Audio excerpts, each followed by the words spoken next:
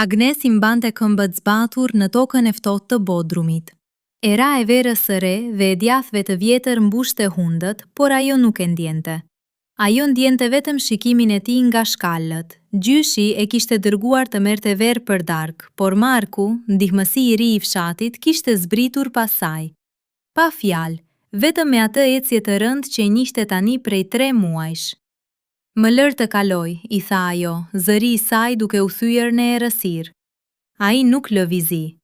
Agnes ishte 21 vjeç. E kishte lënë qytetin për të ndihmuar të ati në sëmurë në fermë. Kur mbëriti, Marku ishte aty, i heshtur.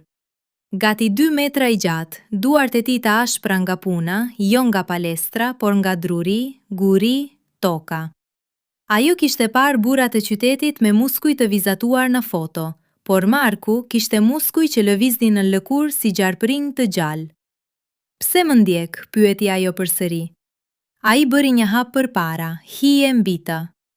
Sepse ti ikën, tha ai më në fund. Zëri i tij ishte i ulët, i thyer nga pak fjalë gjatë gjithë ditës, një zë që i hypte në lëkurë.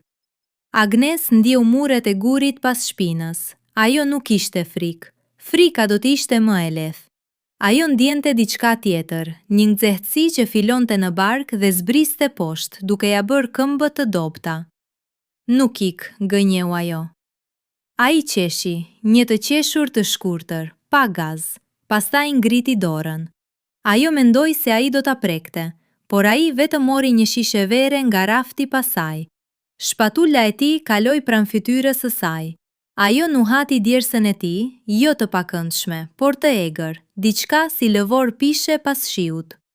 Kur ai u largua, ajri i ftohtë goditi vendin ku trupi i tij kishte qenë. Ajo mbeti aty duke marrë frymë thellë. 2 javë më vonë, ajo po ndihmonte në stal. Kuajt nuk i pëlqenin të huajt, por Agnes kishte mësuar. Ajo u fliste atyre me zë të ulët, siç i kishte thënë i atij, por atë pasdite, Kali i madh i zi nuk donte të qetësohej. Marku hyri pa u dëgjuar. Lëre, i tha ai, sot ai ndjen stuj. Ajo nuk e dëgjoi. Vazhdoi të përpiqej të vendoste parzmoren. Kali shkelmoi. Nuk e goditi atë, por e goditi murin pranë saj. Druri u coptua. Agnes u tërhoq prapa duke rënë në kasht. Para se të merrte frymë, Marku ishte tashmë midis saj dhe Kalit. Trupi i tij bllokonte gjithçka. Një mur me mish e kock. Ai foli me Kalin me një zë kaq të ulët sa ajo mezi e dëgjonte, një gjëmim që dukej se vinte nga toka. Kali u qetësua. Marku u kthye. Tani ata ishin bal për bal, ajo ulur në kasht, ai në këmbë mbi të. Ti nuk dëgjon, i tha ai. Ti nuk flet, u përgjigj ajo. Heshtje. Pastaj ai u ul, jo pranë saj, përballë saj. Gjunjët e tij preknin të sajt. Në atë distancë të vogël, ajo pa gjithçka.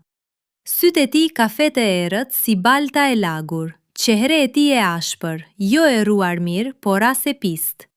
Një mbulesë e zezë poshtë lëkurës së nxirr nga dielli. Dhe poshtë qafës, në hapjen e parë të këmishës, një tufë qimesh të zeza që zbrisnin poshtë. Frymarrja e saj u shpejtua pa leje. Pse më shikon kështu? Pyeti ai. Si? Sikur unë të kam bërë diçka. Ajo nuk mundi të përgjigjej, sepse në të vërtet ajo po e shikonte ashtu, sikur ai tashmë e kishte bërë. Dhe ajo donte ta bënte përsëri.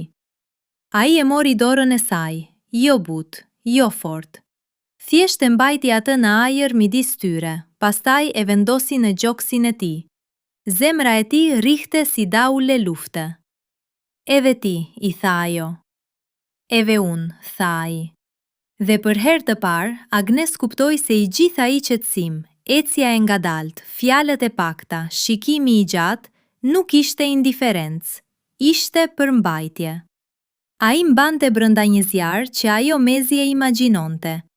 Ajo e tërhoqi dorën nga gjoksi i tij, jo për ta ndërprer kontaktin, por për ta zhvendosur më poshtë. Ai e ndaloi, jo duke e kapur, por duke e parë në sy ashtu që ajo nuk mund të lëvizte. Nëse vazhdon, i tha ai, nuk do të ndalem. Unë nuk të kam kërkuar të ndalesh. Por ai u ngrit përsëri në këmbë, e la atë atje, në kasht, me dorën e saj ende gjysmë të shtrirë në ajër. Pse ikëm përsëri, thiri ajo pas tij. Ai u ndal në derë. Sepse nëse nuk ik tani, tha ai pa u kthyer, do të mbaj këtu gjithë natën, dhe nesër nuk do të mund të ecësh. Pastaj doli. Agnes mbeti aty në stal, trupi i saj dridhej, ajo ishte e lagur me skëmbësh vetëm nga fjalet e tij. Nuk ishte prekur nga askush atje poshtë, dhe megjithatë ndihej e prekur.